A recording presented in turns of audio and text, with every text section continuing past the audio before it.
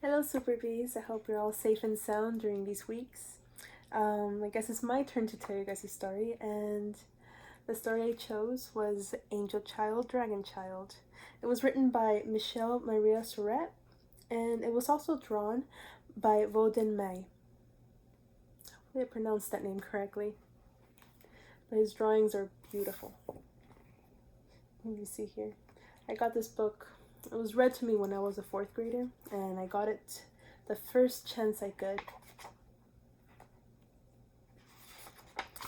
It was also published by Scholastic, and I believe also by Raintree. Yeah, Raintree Publishers. Okay. My sister skipped through the stone gate, 2 by 2. Mother was not there to skip with me. Mother was far away in Vietnam. She couldn't say, Oot, my little one, be an angel child. Be happy in your new American school. Down here it tells you how to pronounce Oot. Her first day of school. I still remember my first day of school. Do you remember your first day of school? I hugged the wall and peeked around the corner. Oh, there are her sisters, walking 2 by 2 to their new school. Oh. A boy with fire-colored hair pointed his finger. Pajamas, he shouted. They wore white pajamas to school. The American children tilted back their long noses, laughing. I turned away. I want to go home to father and little Quang, I said. Chi Hai's hands curved over my shoulders. Children stay where parents place them, Oot. We stay. Somewhere, a loud bell jangled. I lost my sisters in a swirl of rushing children. Pajamas, they teased. You can see them there, laughing at them. It's very sad.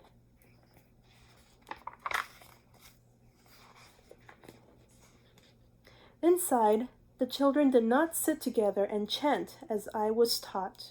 Instead, they waved their hands and said their lessons one by one. I hid my hands, but the teacher called my name. Nguyen Wa? Wa is my true name, but I am Oot. Oot is my at-home name, a tender name for the smallest daughter.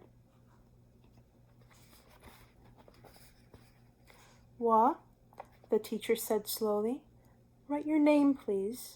She pressed a chalk piece to my hand and wrote in the air. I not understand, I whispered. The round-eyed children twittered.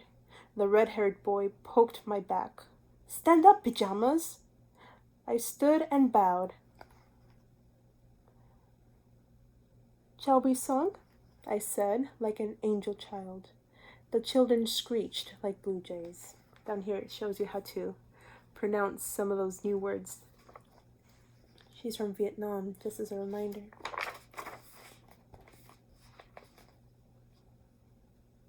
I sat down and flipped up my desktop, hiding my angry dragon face.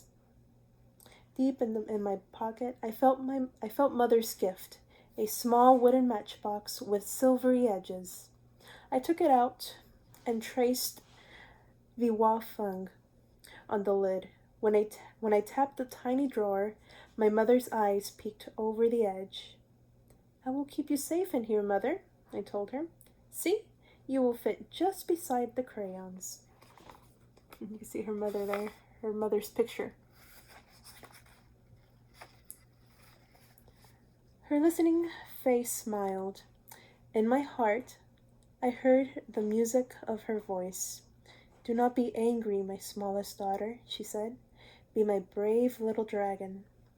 So all day I was brave, even when the children whispered behind their hands and the clock needles ticked slowly. Finally, the bell trilled. Time for home.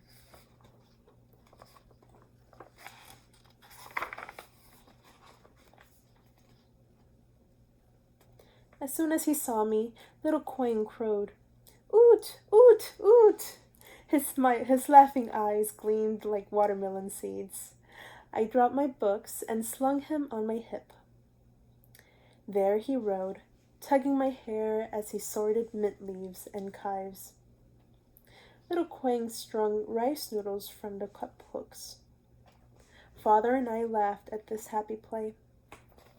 You can see her little brother stringing noodles on the little cup holder. At night, small brother curled tight beside me. I showed him Mother's lonely face inside the matchbox. Together, we prayed, "Keep Mother safe. Send her to us soon." With Mother's picture near, we slept like angel children. And this way, many days passed. One day at school, small feathers floated past the frosty windows. "Mother," I whispered, "this is snow. It makes everything soft, even the angry trees with no leaves to make them pretty." My fingers danced on the desktop while I waited for the bell. When it rang, I rushed out the door. Outside, snowflakes left wet kisses on my cheeks. "Chi-hi," I called. "Catch some." "It disappears," she cried. Look at her older sister playing with the snow. Do you remember when it last snowed here in Texas?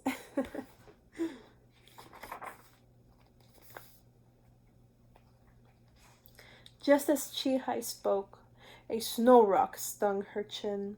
That red-haired boy darted behind the dumpster. He was laughing hard. I tried, but it could not be a noble dragon. Before I knew it, I was scooping up snow. My hands burned and my fingers turned red. I threw my snow rock and the laughing stopped. Suddenly, the boy tackled me. We rolled in the snow, kicking and yelling, until the principal's large hand pinched my shoulder. "Inside," he thundered, and he marched us to our classroom. Look at them.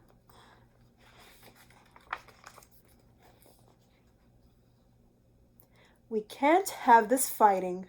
You two have to help each other," ordered the principal. He pointed at me. "Wah, you need to speak to Raymond. Use our words. Tell him about Vietnam." Raymond glared. "And you?" "Raymond, you must learn to listen. You will write Wah's story." "But I can't understand her funny words," Raymond whined. "Anyway, I don't have a pencil." "Use this one then," said the principal. He slapped the pencil down, turned and slammed the door. His shoes squeegeed down the hall. "Pajamas," Raymond hissed. He crinkled his paper and snapped the pencil in two. He hid his head in his arms. How could I tell my story to him?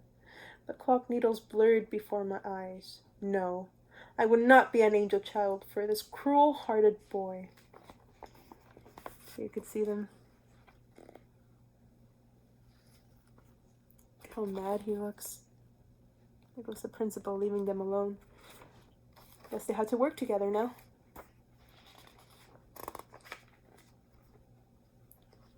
But later, across the room, I heard a sniffle. Raymond's shoulders jiggled like little quains when he cried for Mother. I crept over. Gently, I nudged the sad boy's sleeve. He didn't move. "Raymond," I pleaded, "not cry. I give you cookie." Suddenly, his head bounced up. "Wah!" he shouted. "You said my name. You didn't use funny words." He broke off a piece of the cookie. "I say English," I answered proudly, "and you call me Oot. Oot is my at-home name. From Vietnam." "Okay, Oot," he mumbled, "but only if you tell me what's in your matchbox." "My mother," I told him. We giggled and ate the cookie crumbs. Let's see. She's showing him what's her mom's photo in the matchbox. She showed a little bit of sympathy for him because Raymond, when he started crying, she was reminded of her little brother when he would cry for their mom. Look at this. Then Raymond asked, "Why do you keep your mother's picture?" "Mother is far away," I said softly. "She didn't come with you?" "So many children in my family," I sighed. "No money for mother to come." "Wait," said Raymond. He grabbed part of the broken pencil. I handed him a new sheet of paper. "Now tell me about Vietnam," he said. Raymond scrawled words in black squiggles. I crayoned in pictures on the margins on the sides of the page. It's like they're writing a book.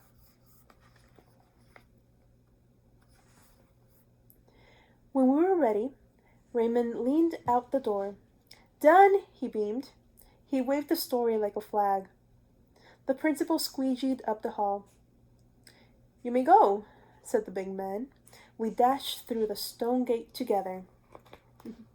See, they finally started working together. Sometimes you can help prevent problems by just talking it out, right? Let's see. The next day, the principal read our story to the whole school. These girls sailed many oceans to be here. They left behind their home, their friends, and most important of all, their mother. So now, "Oot's mother needs money for the long boat ride to America," shouted a familiar voice. Raymond stood on his chair. "We could have a fair and earn the money." "Young man," warned the principal. Raymond slid down in his seat. "We could," he insisted. I hid my eyes. I held my breath. Chi-Hai squeezed my hand. There's Raymond with his idea, and then here's Chi-Hai and her sisters. There she is comforting Oot.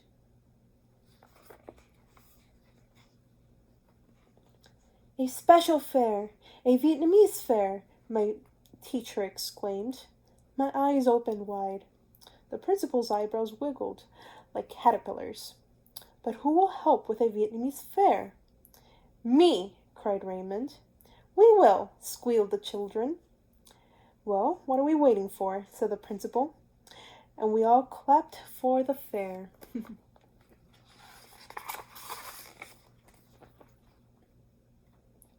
On the special day, I wore my white ouzie and welcomed everyone to our Vietnamese fair. "Shall we sung?" I said, bowing like an angel child. "Shall be sung," they answered, smiling. High above our heads, our rainbow dragon floated freely. Below, Chi-Hai and her friends sold rice cakes, imperial rolls, and sesame cookies. Raymond popped balloons and won 3 goldfish. He gave one to little Quang. "Don't eat it," he warned. By the end of the day, we had just enough money to send to Mother. When will she come? I wondered. You can see that beautiful fair. There's Oot in her long white dress. And here's that rainbow dragon. And right beneath that, it's Oot's older sister, Chi-Hai, and her friends as well. She also made friends in their new school.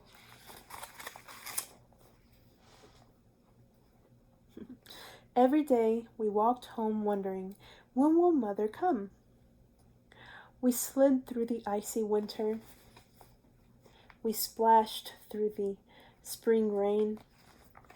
Look at this.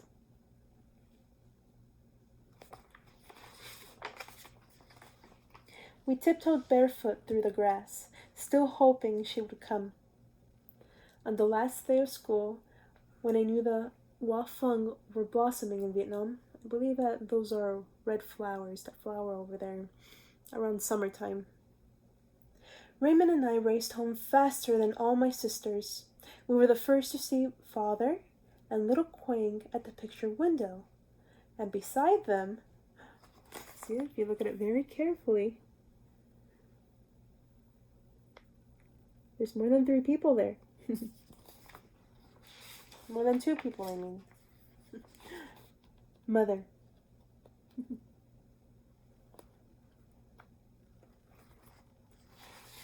Well, that's the end of our story. After that, we have the afterword. The afterword is very important in books. It gives you extra information about everything that happens in the background or in the original story. I believe this was actually based on a real story. The author actually knew a Vietnamese girl whose mother was also still back at Vietnam. And I guess that's what inspired her to write the story. And like, this is where Vietnam is. There's China, and Vietnam is a little sliver of land right beneath it. And here we have some information about the author and the illustrator. Thank you so much, Super Bees, for joining me in this book. I really hope you guys enjoyed it the way I enjoyed it when I was your age. Well, close to your age. And please stay safe out there. Make sure you follow all the directions that you might hear around. Stay home, stay safe, and I hope I see you guys again soon. Bye.